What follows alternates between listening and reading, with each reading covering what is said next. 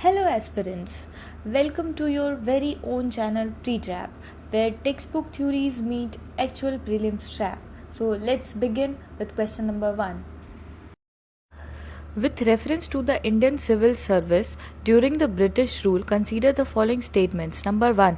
The McDonnell Committee recommended raising the age limit for the civil services examination to ensure higher Indian participation.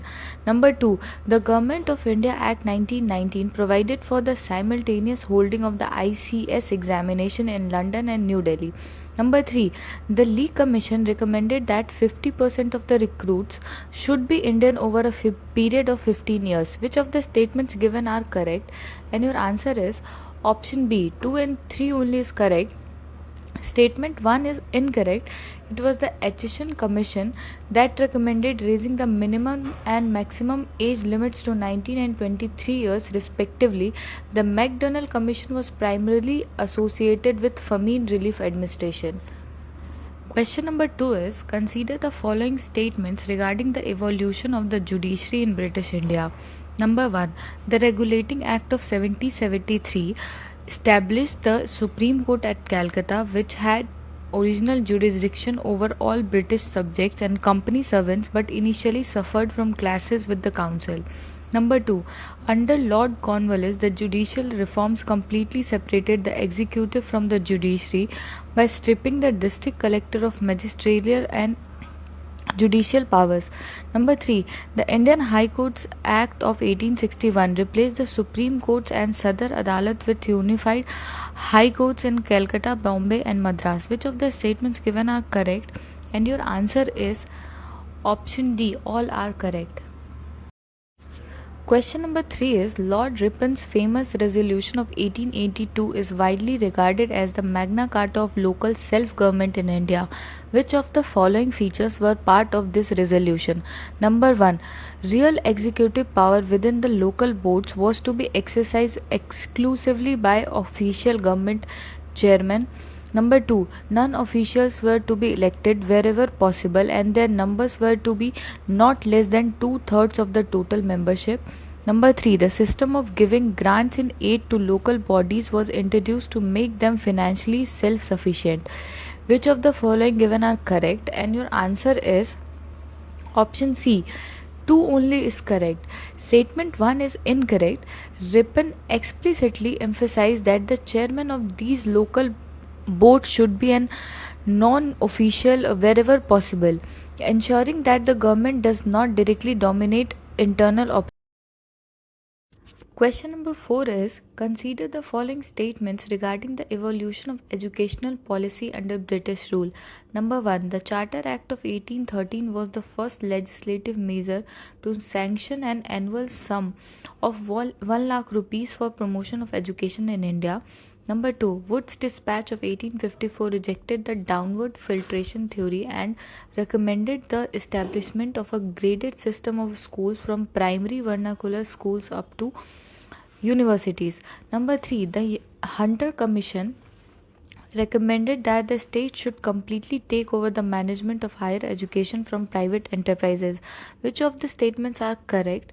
And your answer is B. 1 and 2 only is correct. Statement 3 is incorrect.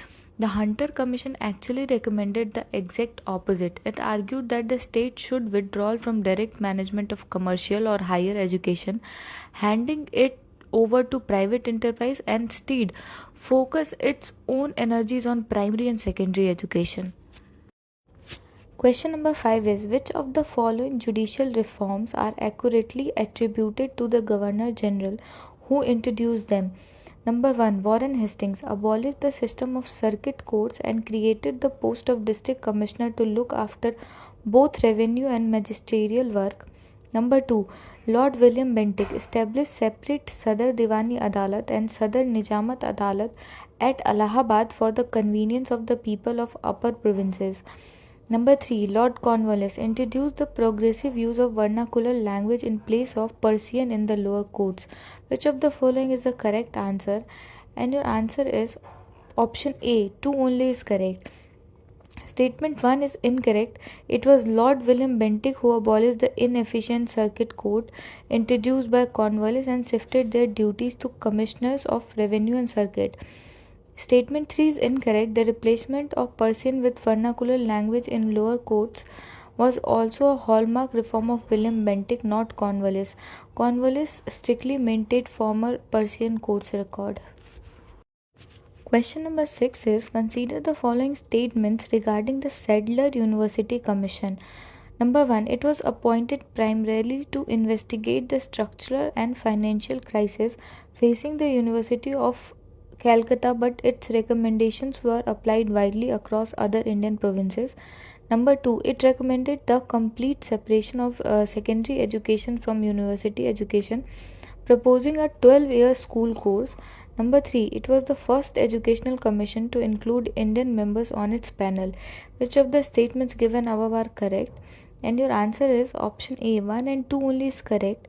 Statement 3 is incorrect. It was not the first commission to feature Indian minds. The Hunter Commission in 1882 already featured prominent Indian members such as Anand Mohan Bose and Syed Mahmud. The Sadler Commission famously included Asutosh Mukherjee and Ziauddin Ahmad. Question number 7 is which of the following statements accurately captures the legal and constitutional significance of the Act of Settlement 1781? It completely exempted the Governor General and his council from the jurisdiction of the Supreme Court for acts performed in their official capacity. Number 2, it directed the Supreme Court to respect and apply the personal laws of the defendants when deciding civil matters. Number 3, it stripped the Governor General in Council of the power to hear appeals from the provincial courts, vesting that authority exclusively in the Crown. Which of the following is the correct answer? And your answer is option B. 1 and 2 only is correct. Statement 3 is incorrect. The Act actually confirmed that appeals from the provincial courts would go to the Governor General in Council rather than the Supreme Court for all claims under a certain monetary value.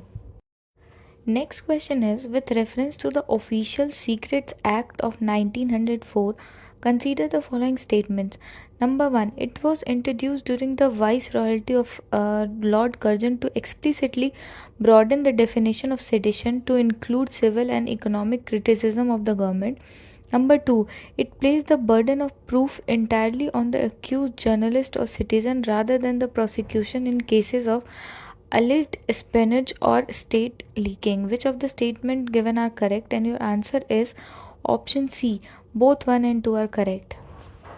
Question number 9 is with reference to the statutory civil service introduced in British India in 1879, consider the following statements. Number 1, it was introduced by Lord Lytton to bypass the competitive London examination by nominating Indians of good family and social position to convened post. Number 2, the system was highly popular among Indian nationalists as it met the long standing demand for the Indianization of civil services. Number 3, the Accession Commission of 1886 recommended the abolition of statutory civil services. Which of the statements are correct?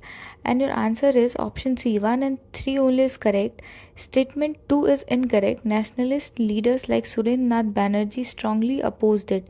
They saw it a colonial ploy to create a loyalist cadre of aristocratic elites rather than a merit-based system that would allow educated middle-class Indians to enter the administration through fair competition. Question number 10 is regarding the Lord Curzon's educational reforms and the Indian Universities Act of 1904. Which of the following statements are correct?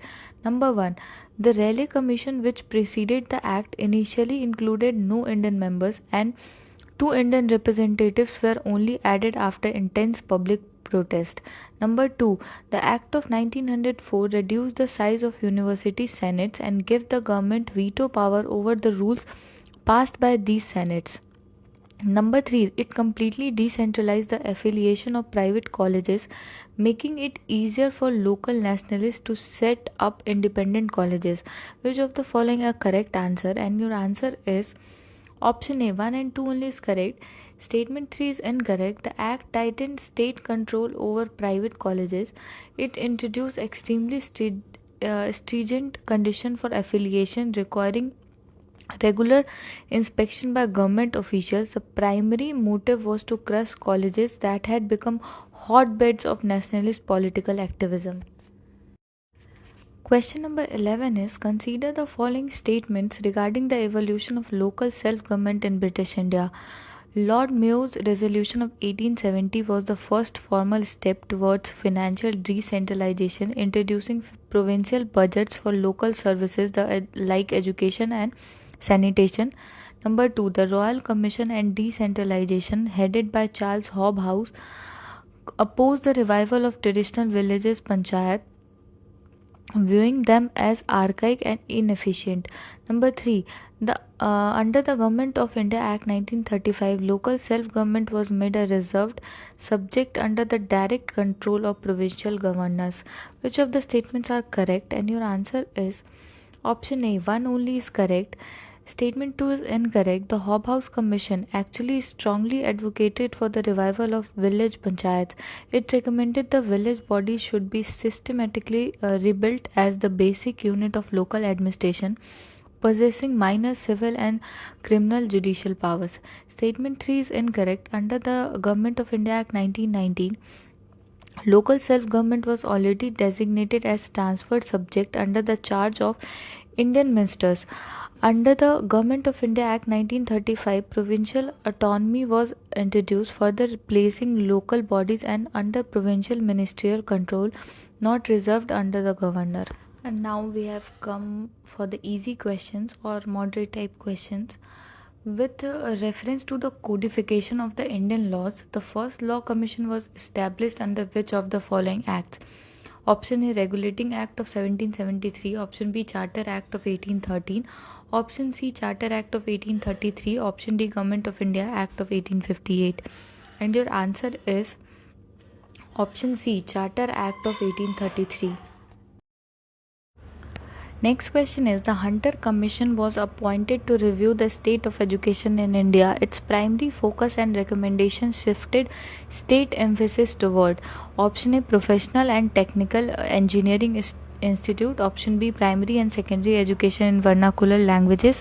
Option C, establishing universities strictly modelled after London University. Option D, replacing all vernacular high schools with Anglo vernacular institutions. And your answer is option B, Primary and Secondary Education in Vernacular Languages. Today's last question is, the Metcalfe Act of 1835 is historically celebrated in modern Indian history because it, option A, set up the first state-run printing press in Bombay. Option B, repeal the licensing regulation of 1823 to liberate the press. Option C, banned British-owned publication from criticizing Indian social customs. Option D, made registration of presses completely free of cost. And your answer is option B, repeal the licensing regulation of 1823 to liberate the press. As you can see how I am making questions, it took a lot of effort. So if you're liking it, please like, share and subscribe my channel. I will make sure not to disappoint in content. I just don't want to waste your time. That's why I don't talk in the middle of the session. I know sincere students only want content. So see you tomorrow in the next video. Thank you.